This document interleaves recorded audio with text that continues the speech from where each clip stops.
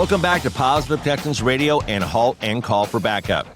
Today, we're honored to be joined by Dennis Carradin, a licensed trauma therapist, former first responder, and founder of the Trauma Survivors Foundation.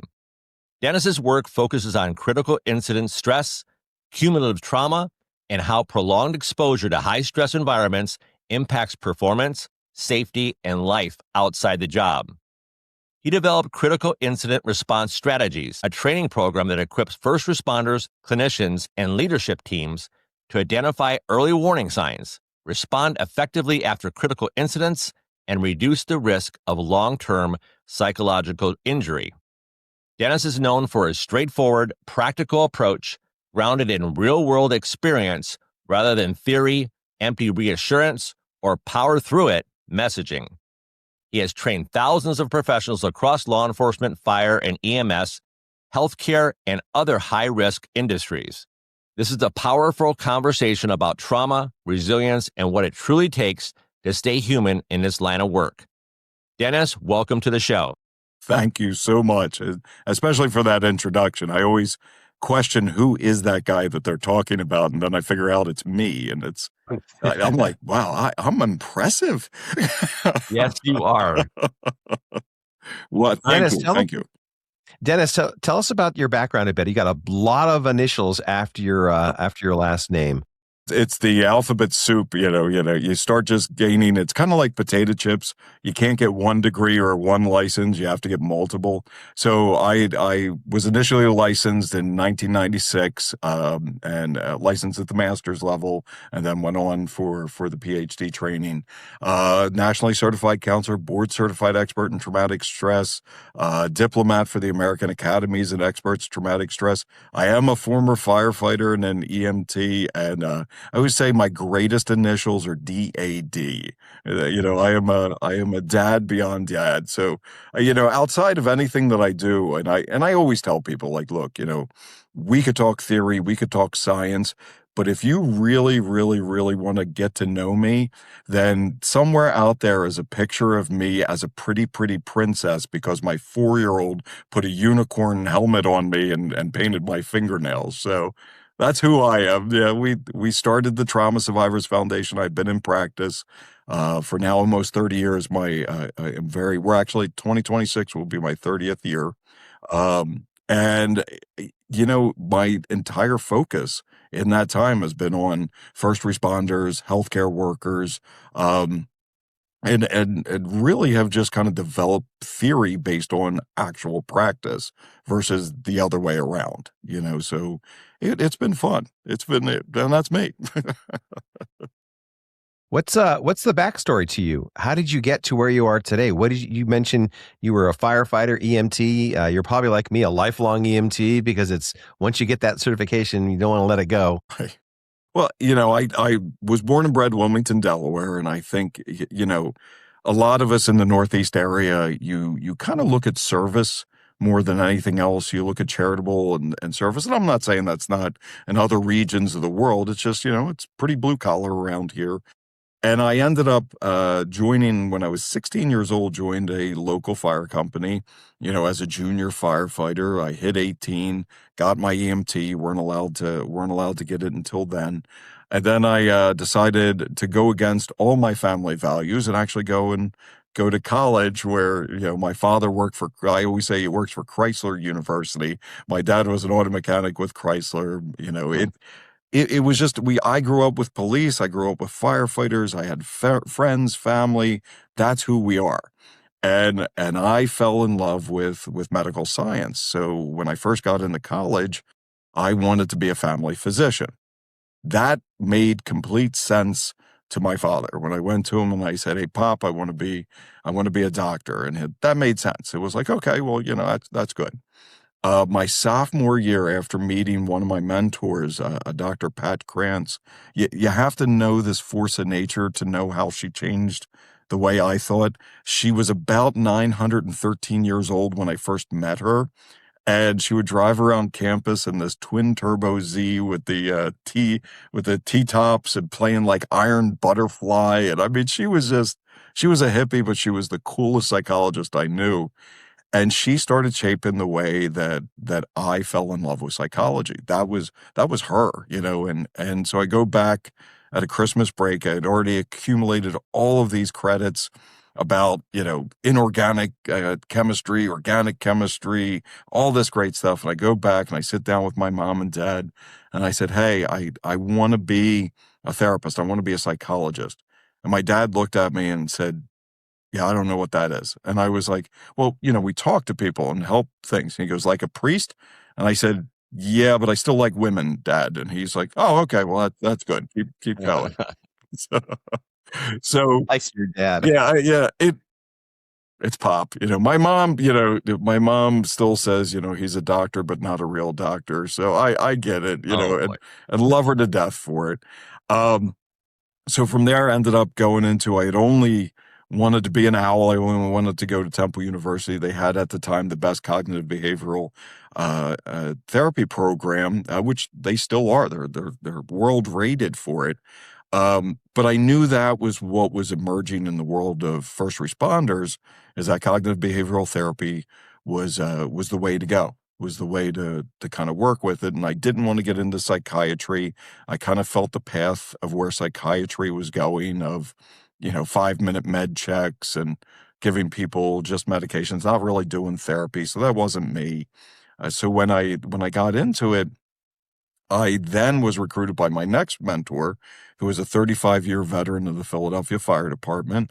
He was a professor over at LaSalle University, but he was on the EAP with the Philadelphia Fire Department at the same time and had just started the first CISM team. So, but long story, when Jeff Mitchell and George Everly started critical incident stress debriefings and eventually critical incident stress management, there was only 3 teams that started. One was in Maryland, one was in Philadelphia, and then they brought it down to Wilmington, Delaware. So the Delaware CISM team was the 3rd team ever developed. And Al said, well, you're from Wilmington. I went, you're right. And he said, and you're going to be a part of that team. And I was like, okay. And so in the history of that team, it was developed in 89, 90. I have been the 2nd clinical director in that entire time.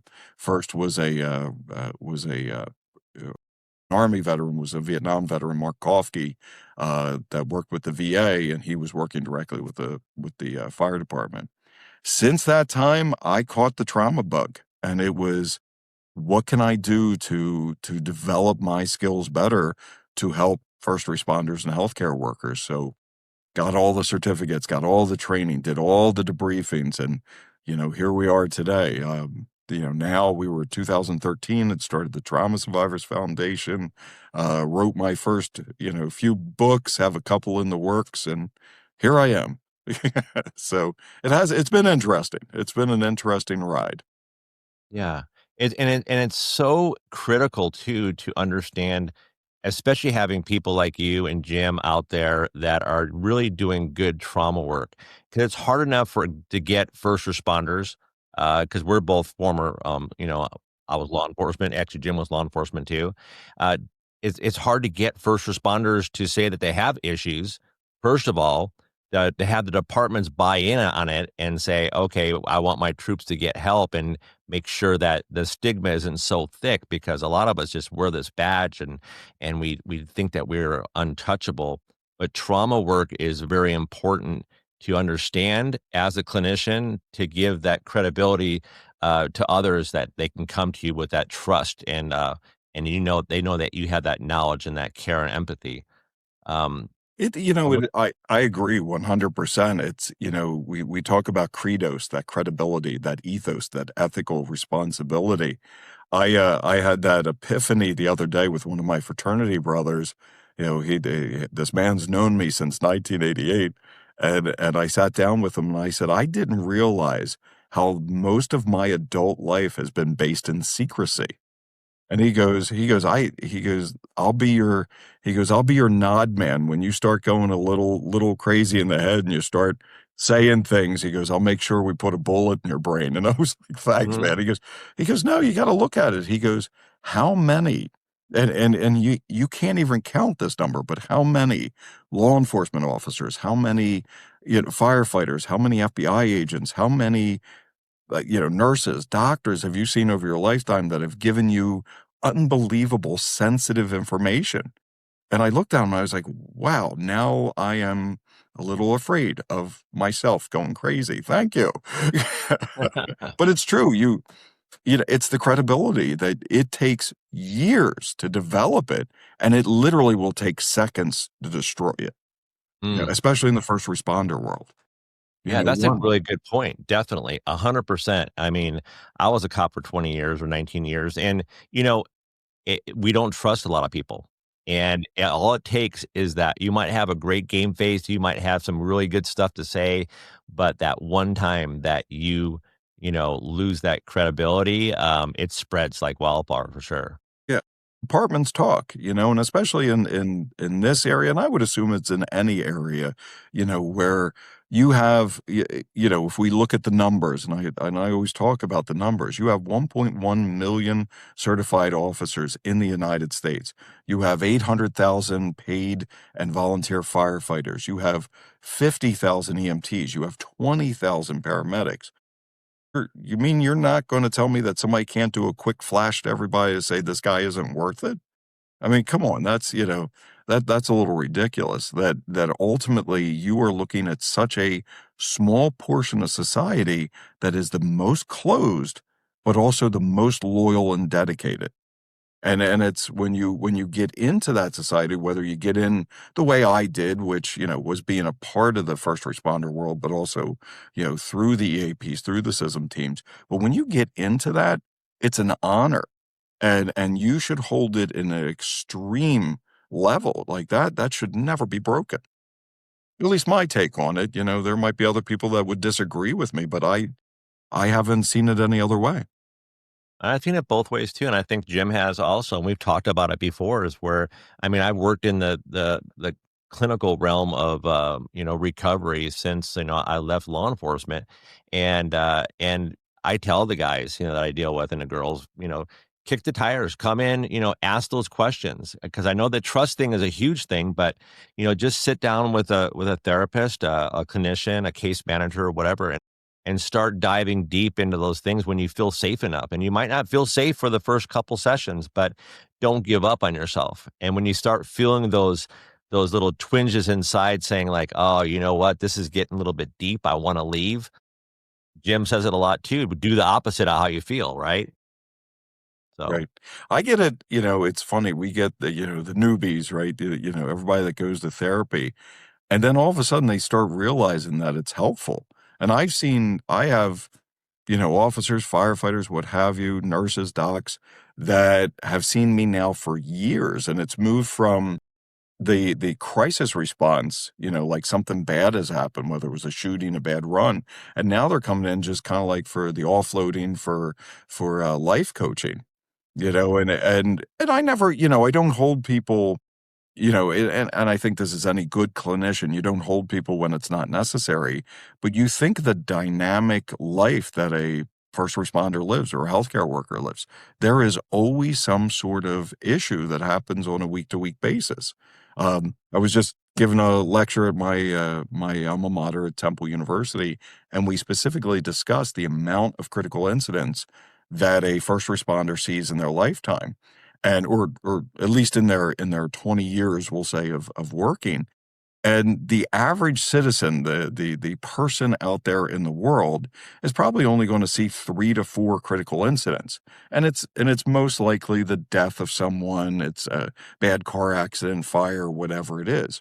In any given career, a first responder is going to see anywhere from 200 to 1,000 critical incidents that have affected them, not including the day-to-day stuff. We joked around a little bit and said, how old were you when you saw your first dead body as a first responder? And almost every single person in this group, and there was about 30, 35 in this group, everyone said that they saw their first body before the age of 21, their first dead body before the age of 21.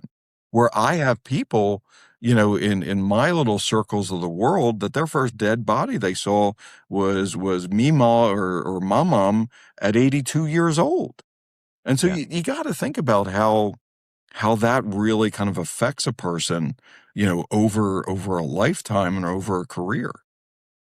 Especially, you talk about that, the acute trauma that we absorb, the first ones that we see are the kind of in the here and now. And then to Dennis's point, that chronic timeline of traumatic events over and over and over and over again.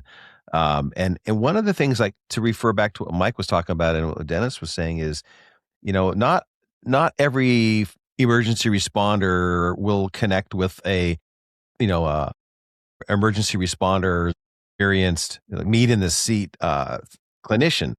But a great majority of them do, and some don't, and that's fine too, because they're connecting with whoever they need to connect with. And more power to all of us that are in this profession. We need everybody to help everybody out. What is that saying? It takes a village. One of the things that we were discussing was how easy it is for emergency responders to have this experience, the meat in the seat, and now they're therapists, and how we can connect so quickly with these emergency responder clients that are coming in. And a lot of them ask those questions. Well, have you ever seen a dead body before? Yeah, multiple. Have you ever been through trauma before? Yeah, absolutely. And they start testing us to see, do we have congruence for them? Do we really understand what they're going through? And there's something very special about that when you see the change in them. You see them soften their stance with us, and the next thing you know, somebody who was very difficult to communicate with is now becoming more and more forthcoming, and they actually look forward to the sessions. And they say this every time: I feel better just for talking. Just for finally, Jim, there's things I'm talking about right now that I've never told anybody. And the other piece too is they keep checking in. This is confidential, right? Yeah, it just depends, right? Because we're all mandated reporters, so it just depends. But for right now, you're doing great. Keep going. So they always want to test the water, and then when they dive in, and then you see the change, and they tell you about the change, the positive reactions. It's a beautiful thing. And that's Dennis. What about you? I love those moments. God, absolutely. I had patients yesterday morning, and one of mine he's a 16-year Wilmington police officer. No, not breaking confidentiality because there's a bunch of them. So, but he came in, and he was dancing around the subject. And when you dance around a subject, a lot of times, the focus of a non-trained therapist is to continue the dance. And I think the focus of a first responder, or somebody that has the meat in the seat, basically, I went after it, went after him. And I will say it was one of those aha moments for the both of us. And one of the big things that I look at is not just the test, that they give you. And I think you're right. They test you constantly. They try to, I call it sink the shrink, right? They try to test you. And when I come back at them, they don't know what to do with it. So it's pretty funny. Like out here, and I don't know out in your area if you use 10 codes. We use 10 codes out here. And I know, some areas use common language or whatever it is, or plain language. And, when I know all the 10 codes and I know, the different areas and all, they just look at me and they're like, yeah, that's why my sergeant told me to come and talk to you. I was like, well, look at it. There's a difference between therapists in the world. Again, numbers wise, there's 225,000 licensed therapists in the United States. There are less than 500 that work specifically with first responders and healthcare workers. That is a very, very true statement. The problem is that we've started seeing a movement right now, which aggravates me. It really does. And I don't, who am I going to yell at, right? I'm going to yell at Freud or something like that.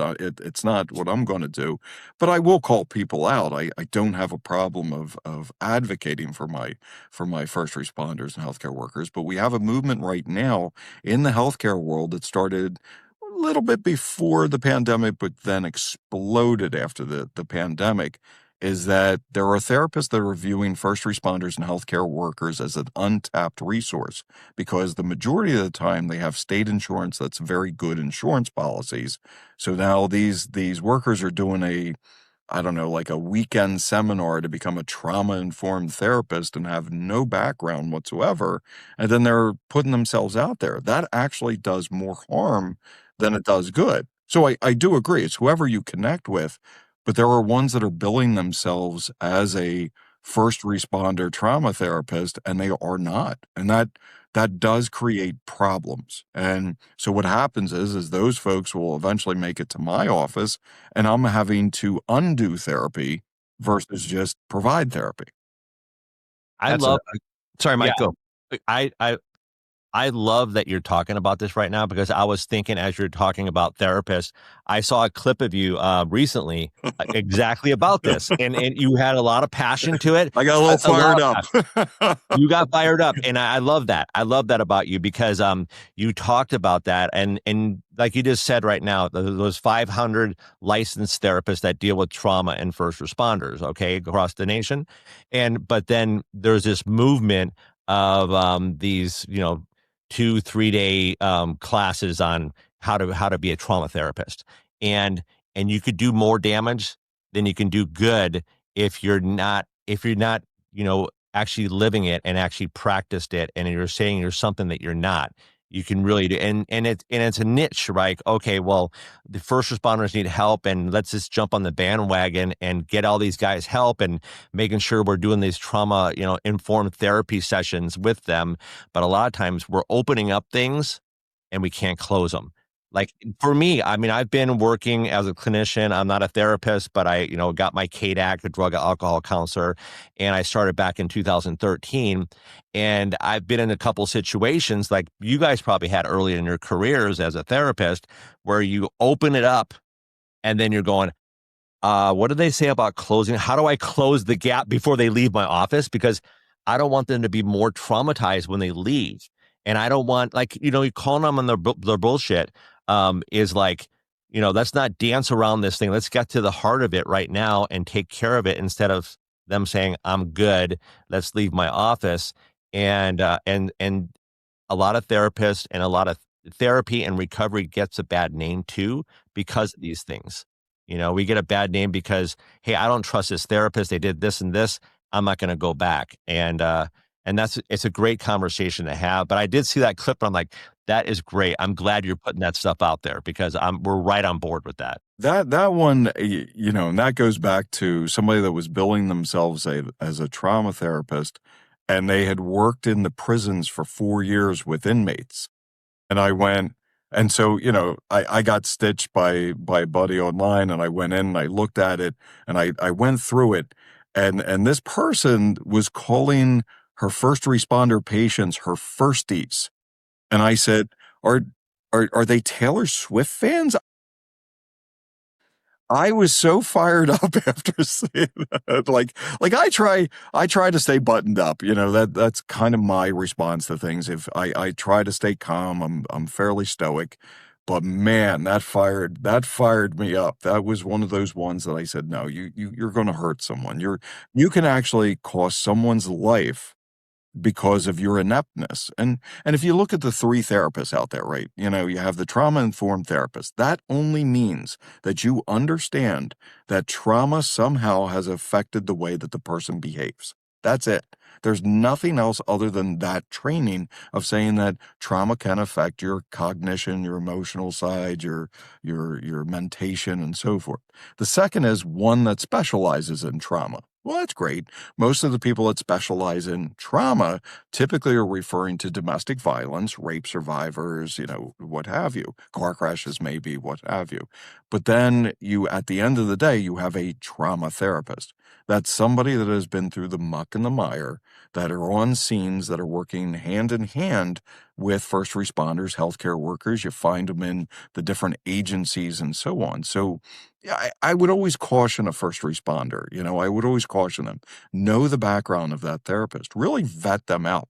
I actually did a few videos on TikTok and Instagram, even on my Facebook, about vetting out a trauma therapist. Ask the hard questions. If you ask them, well, tell me about how you do therapy, and they give you something that sounds like a TED talk. Stop it. That's not the one for you. Or if they get defensive if you ask questions. Like I'll have guys in there that, I haven't seen it, and some of the tough nuts that crack are my troopers, they're fine, but we got good veins. But then they'll sit down and they'll be like, just tell me how this process works. Okay, boom, here it is. And without hesitation, if I get defensive, they're walking out of the room. I had and not to, it's just how he responded. He was great. We recently had a line of duty death in Delaware. We had one of our troopers was murdered, and Okay. and they were struggling. They were absolutely struggling.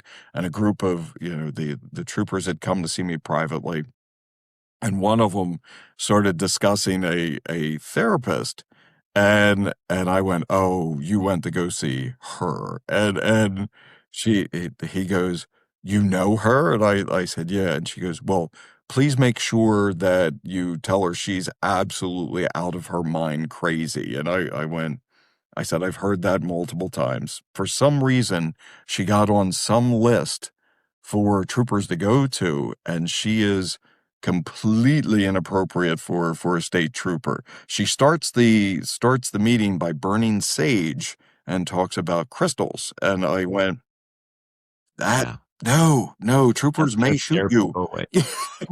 Yeah. And what would be three important questions to ask a therapist? Great question. I'm actually going to tell you how to build a clock before I give you the time.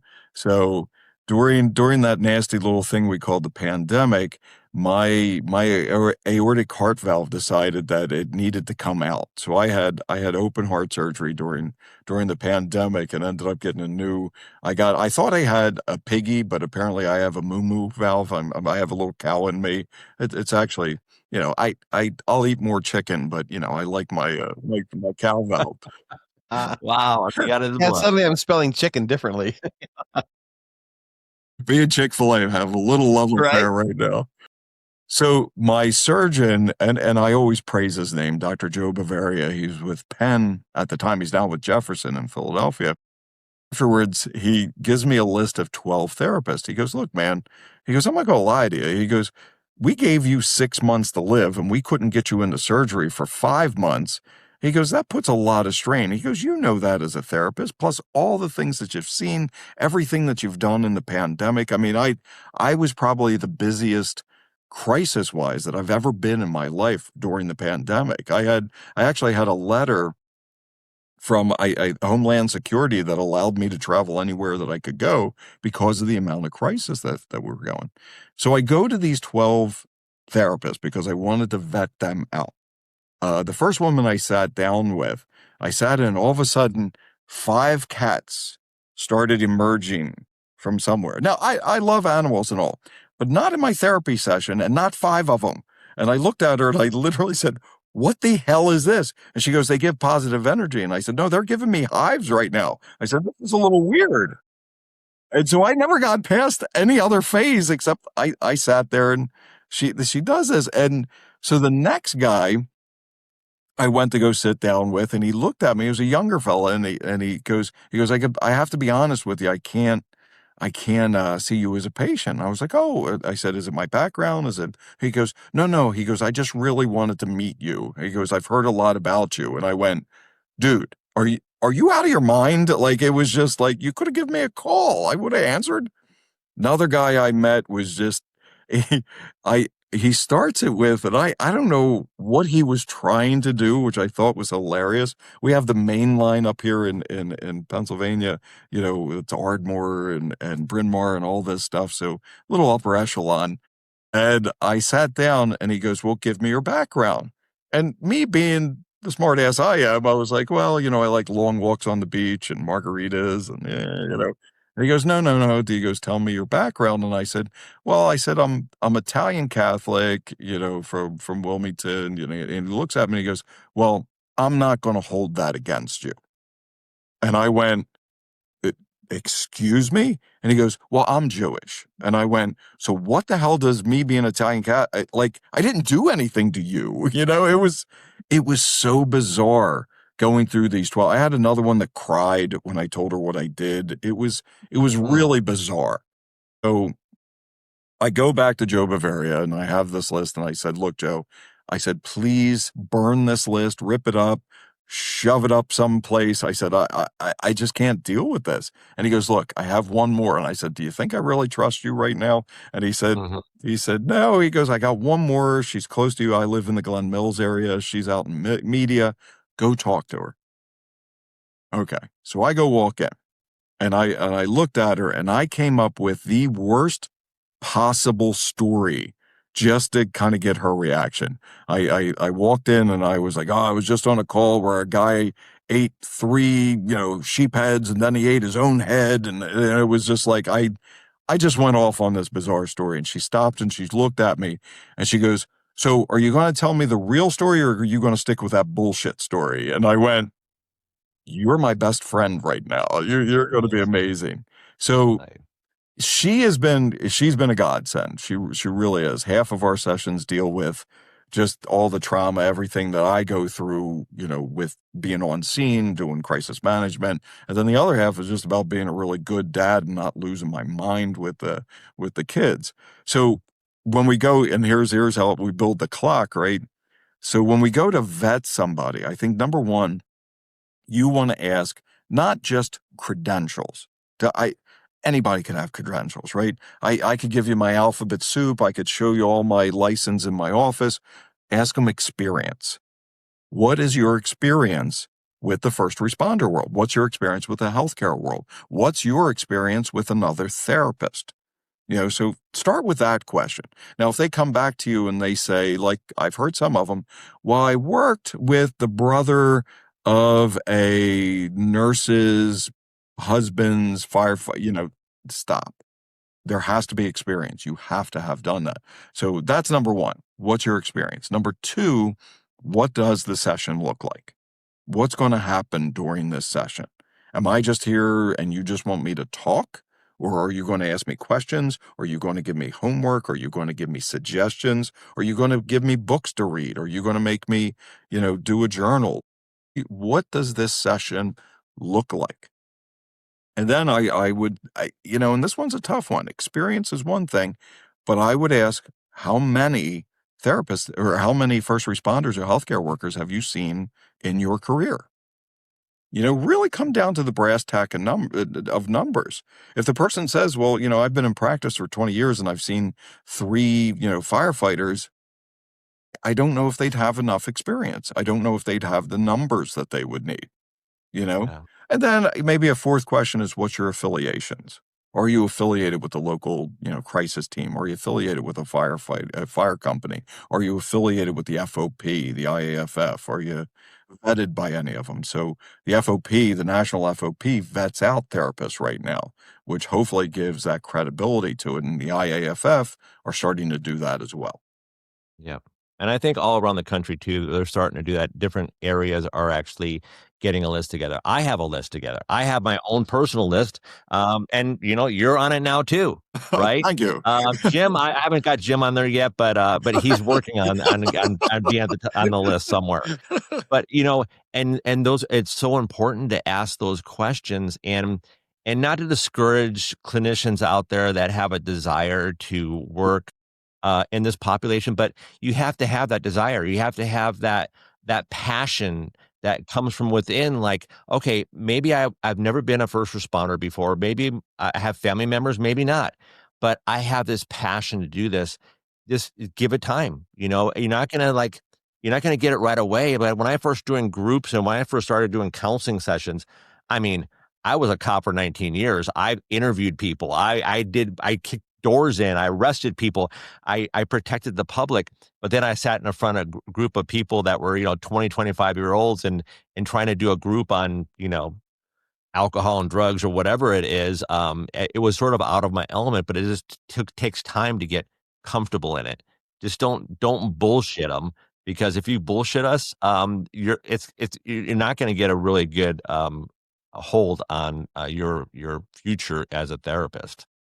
You lose people right away. It's the human lie detectors are a first responder healthcare worker. You think about the average cop, right? 20, 25-year career, whatever it is. How often per day are they lied to? You think about it, oh, officer, these aren't even my pants. These are my cousin's pants, or whatever it is. Do you have your license and registration? I don't, this isn't even my car. It's a rental. Well, come on, man. It's the lies that the people hear will automatically say whether you are trustworthy or not. And so when you sit in front of people, and I absolutely respect what you're saying, when you sit in front of people and you lose them quick. It's funny. I started my interns that I take now for the practice are typically police officers. So my intern coming in for the spring right now, 27-year veteran, a lieutenant that's switching over to mental health. And I know he's going to do a great job. He's been on my crisis team for years now, but I know he's going to do do a great job. It's hard for me to accept that 22, 23, 24-year-old intern straight out of grad school because of how much learning that has to go into it. I have to get them ride-alongs. I have to get them sitting in the firehouses. I got to get them with the paramedics, got to get them in the ERs. And it's like, this is what we're dealing with.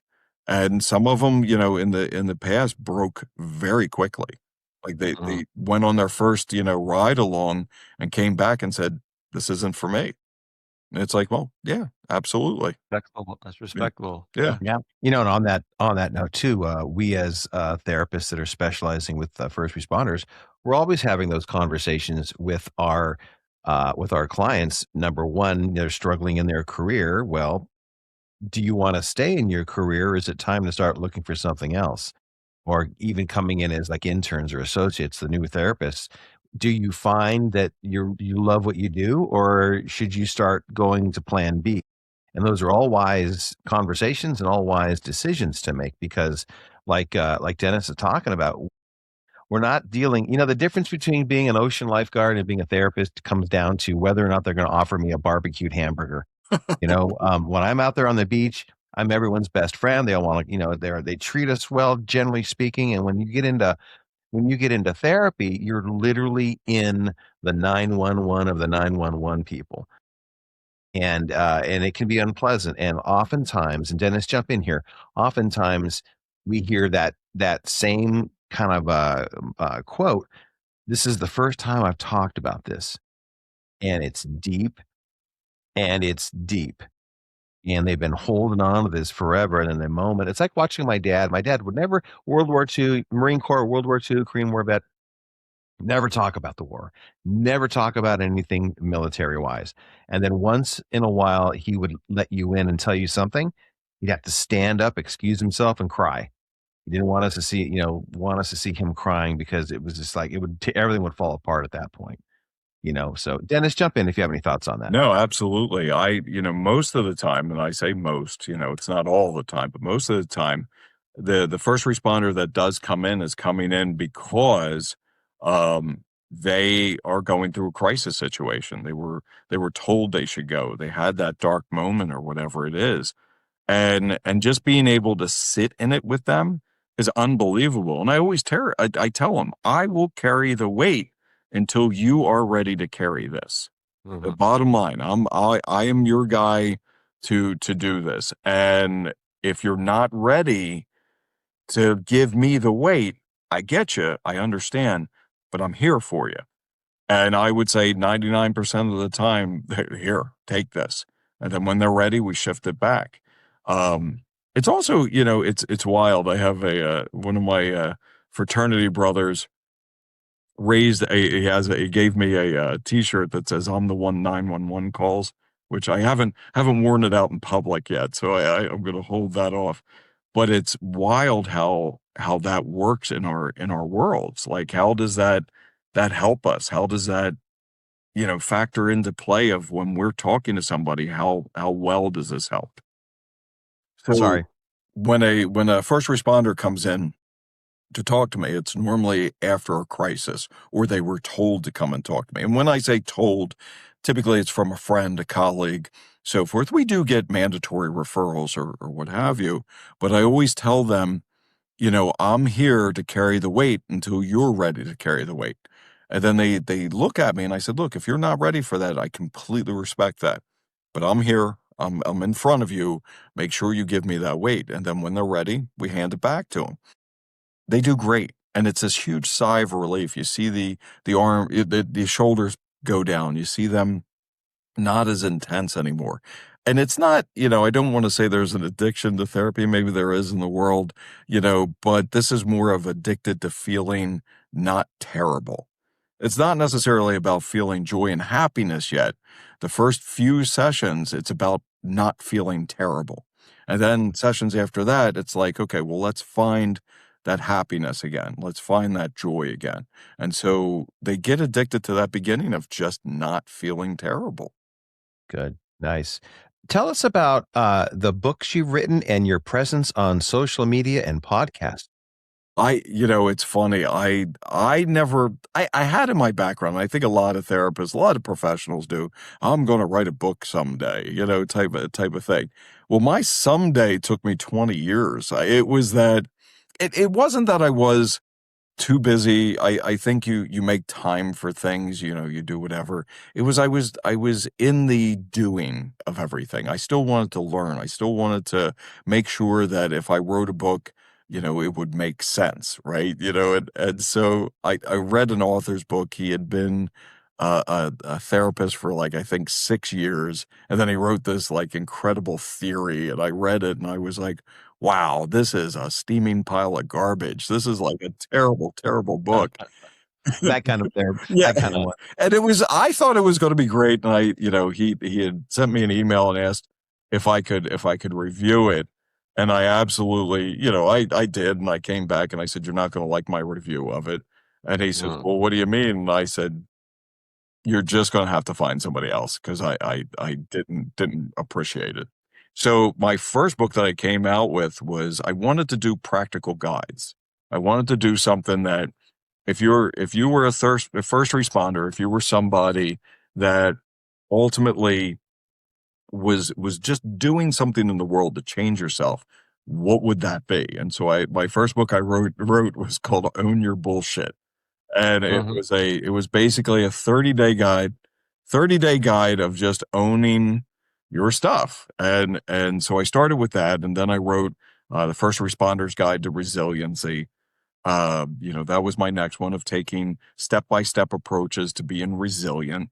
So I developed my flagship book, Beyond the Call, which was an approach to resiliency and unbreakable spirit. It was one of those books that I sat down and I said, you know what? I know there's books out there that talk about this, but I wanted to write one that ultimately breaks each profession down. So it broke down firefighters and police and what they need and what they don't need and what you should look for in yourself. Everything that I've written so far has been about building and kind of fortifying yourself. I have 2 books in the works right now. One is on being a trauma therapist. So it's kind of like the chronological nature of my life and the experiences that I've had. Now, again, not breaking any confidentiality, but talking about the overall themes to it. And that one's been the hardest. It's literally doing a lot of self-reflective work and looking at myself and saying, wow, what worked, what didn't work, what helped, what didn't help, what hurt, what were the pain points from it? I spent 4 months down with the Hurricane Katrina relief efforts and did a lot. Just a lot down there. And so I was going over that section and I did myself a disservice and I watched a Hulu documentary. It was Rush Against Time, Katrina. Probably one of the most accurate, best documentaries that I have ever seen about Hurricane Katrina. And I found myself in the fetal position on the ground crying like a 4-year-old because the memories just flooded back. Not in flashback mode, but how raw it was.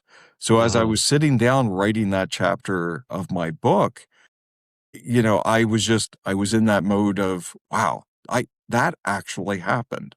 And I think a lot of us, when we go back to kind of re-experience things, we forget that we are doing these things. We forget that we are on these crisis calls and that we are on these major, major world events. And I always say, it's like, look, what I taught I was an adjunct professor for Penn State for 15 years. And my students would always say, Professor Carradin's he's the one that goes to places that always blow up. And I'm like, pretty much, the shootings, the mass shootings, the floods, the hurricanes. And as I sit back now and I look over, I was like, wow, I actually was there. I actually did that. It's almost this weird self-separation of looking at my life as a movie, and not that I have any grandiose. I'd like Ben Affleck to play me, maybe. I'm not sure, but not even looking at anything in that regard. But it's wild to self-separate, to write this book and say that actually occurred. I actually saw that. I was actually in chest deep water, wading through people's pockets to find identification, dead bodies, and and so forth. And so that book, I think, is going to be not anything more than kind of like, this is how you become a trauma therapist. And if you want this, it's there, and the rewards are incredible, but also understand what you have to go through to get there. And my last one's going to be similar to Beyond the Call. It's going to be healthcare focused, primarily with nurses and firefighters, but it'll be primarily focused on how they could build their own resiliency. And then, I don't know, I will probably write a couple of children's books, because that's where I am right now. Hopefully not about trauma. Nice. So those are the books. My my online presence. Funny thing, we were right before the show. We were talking about my manager, Jen. I will throw her name out there. She's amazing. She was an absolute amazing person to ever run into and ever have her agree to actually work with me. Which, I for some reason she'll have to do several novenas and prayers after the work is done. But she has been incredible. She told me, "Hey, why don't you develop a TikTok account?" I was like, "No." And she goes, "No, develop a TikTok account." And I said, "Why?" And she goes, "You give lectures, you give all this stuff, and you just talk about things." And she said, "Just do it on TikTok." And I was like, nobody's really going to follow me. Like, who the hell's going to follow a trauma therapist that talks about first responders? And I think we're bridging over 20,000 people at this point. So it's built up very nicely. I'm on Instagram and Facebook. I tend to, I like writing. I like talking about the stuff that interests me. I also do blogs. We did the Cop and the Shrink podcast. It was more just so that people could understand the real side of what people go through, and primarily focused on first responders and healthcare workers. But I wanted to give people the understanding that we see you, we know you, we understand you.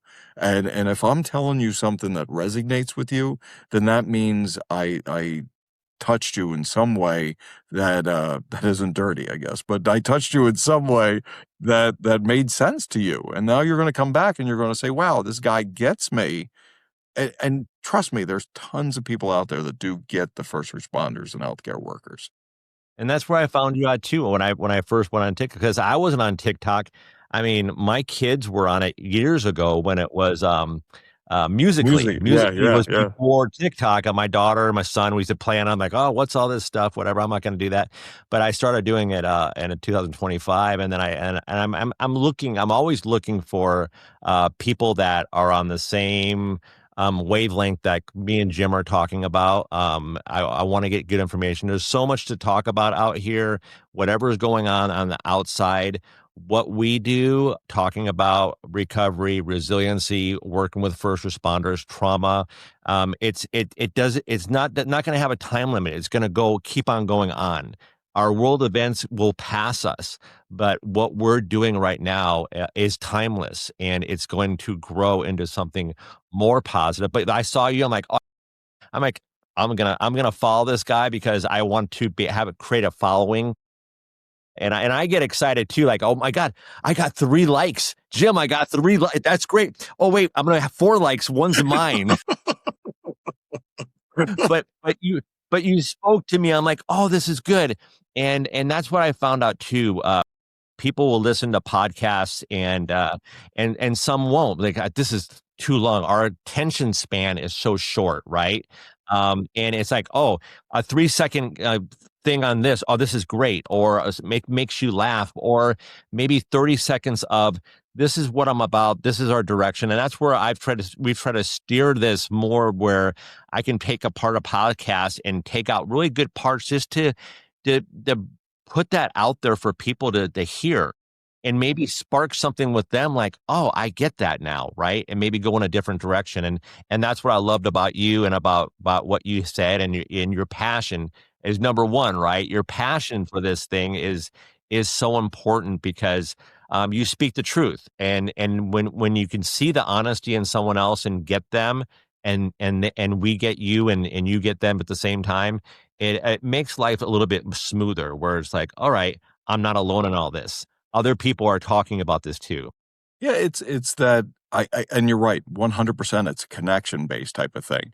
Is that you have people that are, they're doom scrolling and whatever, and you're going past everybody that's trying to sell a long sleeve shirt or some weird shoes, or you get past all those ads, and then you run into that person that's speaking to you, that just says something that like, wait a minute. And then you go back and then you try to do a deep dive into them and you check out all the videos and so forth. And you say, wow, they're really good. And then if they have a podcast or they have a website, you go to that and you check it out. I have a 35 to 40 minute commute in the morning and I don't listen to music in the morning. I listen to podcasts or Audible. I listen to books in the morning. And what I find is that I try to listen to the podcast. Like I've listened to you guys. I've listened to a bunch of other ones of I want to hear what people are saying, because ultimately, if I am here to speak a truth and the truth about a first responder, truth about a healthcare worker, I have to understand it from multiple levels. I can't just stay in my lane. My lane is one thing. Like I put up, and we talked about it earlier, my little blooper lane. I put up a blooper reel, and it's funny. It's me. I get in there and I'll make jokes and I'll fool around and all that. And there are videos that I've done that at, but I've tried to stay in my lane, but I can't stay in that when it comes to everything. And so I have to be open to ideas. I have to be open to things. And I think that's what I try to express in Connection is all the different ideas and all the different things. It's always, I am so humbled, and this is a true statement. I firmly believe all of us have to stay humble, and there has to be humility in everything that we do. That I get humbled when I get those little blurbs, like humbled to be on this. I was excited, outside of, and as I told you, outside of me building a Barbie dream house and being a couple of minutes late, Right. I was excited to be on this because it gives that ability to go back and forth and connect with another audience and people, two men that I haven't met before. So when Yeah. somebody sends me a little message like, hey man, that was really great. I sit back and I'm like, wow, that mattered to them and it matters to me. I had somebody send me a message the other day and I think I was chopping onions at the same time. So my eyes were a little watery, but this person had sent me, I haven't been through therapy. I've had all these things happen to me. I watched a few of your videos. I made a phone call. The first therapist didn't work out. Then I saw your vetting video and I vetted the next one. And oh my God, she's been wonderful. And thank you so much. I would have never done this if I didn't see this video. And I'm a softie. I'll be the first to admit it. I literally sat back, tears in my eye, and I'm like, holy God, wow. I changed somebody's outlook. I may have changed somebody's life. And to me, that means more than anything in the world. If you remember the old movie, The Sixth Sense, right, with Bruce Willis, right? So he got this award in Philadelphia that was the Psychologist of the Year award at the beginning of the movie. I called BS on that movie right from the beginning. We don't get those damn awards. You're not getting a best trauma therapist in the nation. You're not getting those awards. But what you do get is you get this feedback every now and then from somebody that says, hey, you mattered to me. And that humbles the hell out of me. That's it. Dennis, you hit it right on too. And the number one thing is the connection. Like when I saw you, I wrote you, I don't like respond a lot to stuff on Facebook. I don't even post a lot except for, Instagram and all that for our what we're doing here. But the number one thing is the connection. It's like when I see something good, like if I write a review, it's going to be a good one about a company. Like, hey, I had the best service ever, and they'll know it through my tip too. Like I've tipped sometimes, like, you know what, I've got the best experience from this guy, and he deserves a really, or she deserves a really good tip. But the big thing is about that connection, and also, understanding that we can do this together, and also, why do we do this job? It's the why. Like we might deal with 100 different people and say the same thing, and then that one person comes back to us a year later saying, "You changed my life." Like that one little, and I don't even remember it because I have those stories in my life too that my mentors out there has said something to me that has stuck with me, and they might not even know how great made my life. But that's what we do this for, and it's that warming, good feeling. Like, hey, I'm really doing this. Some really good. I might not be saving everybody, right? But I'm making a difference in someone else's life and giving back what was given to me by somebody else in my same situation. It's a great thing. Yeah. Life is great. Again, it really, it puts things in perspective. When somebody can say that, you changed my outlook, you changed my life.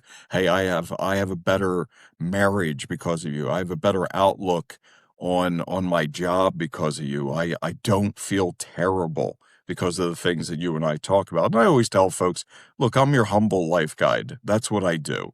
I help you through this. You're doing the hard work. But when they are appreciative, that's getting the gold star. You did the work, and when you put the work in and you genuinely put the work in, then people are going to notice you. Now if whoever comes out with the best trauma therapist in the nation award, I would like it to be a big medal with maybe a disco ball on it, just to. It's nice. Yeah. And we don't we don't do this stuff to get kudos anyway, right? We No. don't do this just so we can get a pat in the back. It's like we do this from our heart, and this is what we love to do, our passion. So Yeah. it's Yeah. great. I would like to ask you, Dennis, so what gives you hope for the future of mental wellness in the first responder communities? And what is your vision of where this field is heading to? That wow, those are two great questions. Um, my hope is more and more first responders are going to understand that they have the experience, they have the skills necessary. They just need to get the education. They just need to go in, get the certifications, get the license, and help, the brothers and sisters out there. And if they could do that, I think it's great. And I'm starting to see that. I'm starting to see that trend that they understand, or at least what I see, they understand they can make the best helpers for a very specific population. Trends in and of itself are tough, and we have to look at how everybody is called, especially after the pandemic. Everybody calls and says, we need, mental health right now. Well, if you look at getting licensed, you're anywhere from 8 to 12 years to be a licensed clinician. So, after you get your bachelor's, your master's, or your LCSW, or you go to your PhD or whatever it is, when you say today is a decade from now to get going.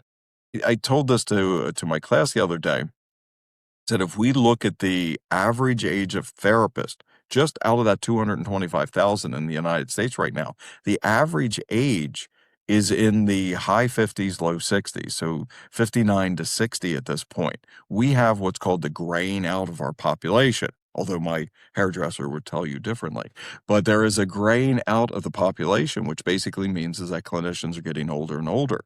So we have to somehow break that barrier to get the younger folks to understand that just hang in there, get the education, get the experience, and you're going to be there. Now, the weird, funny statistic was the average age of an ER physician was 33.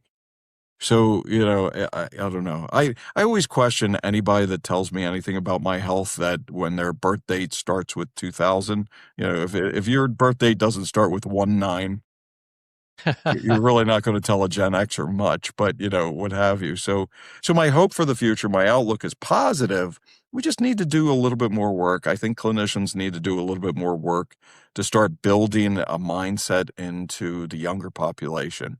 And you'll hear this first, if you haven't heard it anymore, I do believe millennials are the answer to some of this. I really do believe. Everybody takes a big old dump on the millennials, but I won't. I think the millennials can recover from some of their thoughts and be able to be the future of mental health therapy. Yeah, I agree too. And I think a big thing is to know your history, know things that happened before you were born, and stick with it and don't give up. And do this with the passion that you have. If you have a passion to work with first responders, military, that's whatever you're dealing with. Put that in there and just don't give up on it and be legit. I work with a lot of first responders every single day, hundreds within the last several years, and one of the big things is like, well, my therapist is like, my daughter's older than my therapist. She's 25, 26 years old. And I say, look, then sit with it then. Then sit with them and see where it goes from there. Just try not to have that transference going on. And if you can't handle it, then find an older therapist. Maybe that's your answer, but give them a shot at least, right? Try not to use that judgmental stuff to You know, negate their therapy. us therapists don't do ourselves we actually do ourselves a disservice because we believe we're one of those professions that age gives us wisdom, right? We're these weird Game of Thrones characters. I think the older we get, the more wisdom we have and so forth. Well, I think it's our responsibility to share that wisdom. It's our responsibility not to just blow someone off and say, well, you don't understand. It's our responsibility to talk to somebody and tell them how to understand. When I have younger therapists that do come to me and say, hey, how can I get to the level that you're going to get? That I would say, well, first we have to give you severe nightmares. No, we don't do that. But I tell them, it's like, look, you're going to do ride-alongs. You're going to be, in those firehouses. You're going to be with a paramedic. You're going to sit in an ER. You have to gain that experience. And they'll look at me, but what's that going to do? And I said, look, it's about perspective. Is that if you can understand a hardship that somebody's going through that goes beyond what the therapy session room is, then you're going to understand a multitude of things that people won't tell you, but will eventually tell you when you crack the code. And so I think we do a disservice. I think we get to a level where we stop talking to the younger ones, the younglings. We need to talk to them. I don't I don't know where some of that's going to go. My hope is that the trend continues, that we will want to put in the work and we will want to work with first responders. Society is a very, very fickle thing, and society 1 minute will love the police, the next minute hate the police. I remember a time, I think we all probably remember a time where EMTs and paramedics did not have to wear bulletproof vests, and Yeah, now they do. And yeah. it's, they're more tactical response to things. And so society's fickle. So hopefully the trend will continue that people do want to work in the trauma field. I hope the trend ends of people using PTSD as a verb. We're not PTSDing. I do hope the trend that not every single person in the world feels traumatized and understand that they're just being offended over things. I think that's going to legitimize certain things. I had this debate with somebody and they they used the word, I think I have PTSD because the barista got my Starbucks order 5 times wrong. And I went, I I don't know what to do with you right now, and so when you start hearing these trends, I hope they end, but I hope the trend of people calling for more mental health continues. 100%, 100%. And we really love having you on here, Thank you. man. Definitely, Yeah, this is definitely. great. This has been absolutely phenomenal. Yeah. Yep. And Jim, you want to wrap it up here? Yeah, sure. Dennis, real quick. I know I've got your website up, DennisCarradin.com. Yeah. Where else can folks find you? I'm going to take some notes and I'll do an outro for us. Sure. DennisCarradin.com will give you access to a lot of things. Go to the Trauma Survivors Foundation.org. Great new program that we're running out. It's Manager Jen. She's working on it. We're actually going to be doing e-learning on the website. So 10 to 15 minute e-learnings that we'll have some open access one. We'll have some subscriber one that should be coming there shortly. Go to my TikTok. It is at Dennis Carradin Jr. And it's the same for Instagram and for Facebook. You'll see it. It's at Dennis Carradin Jr. Or follow us on the Trauma Survivors Foundation on all platforms. The more that you come in and look, here's the thing. If I always take constructive feedback, if there's something on there that I said that doesn't resonate with you, send me a DM. Tell me like, hey man, you were way off on this. Okay. And let's talk about it so I can be back on track with it. I try to tell the truth. I think it's funny, TikTok tends to be a little bit more forgiving.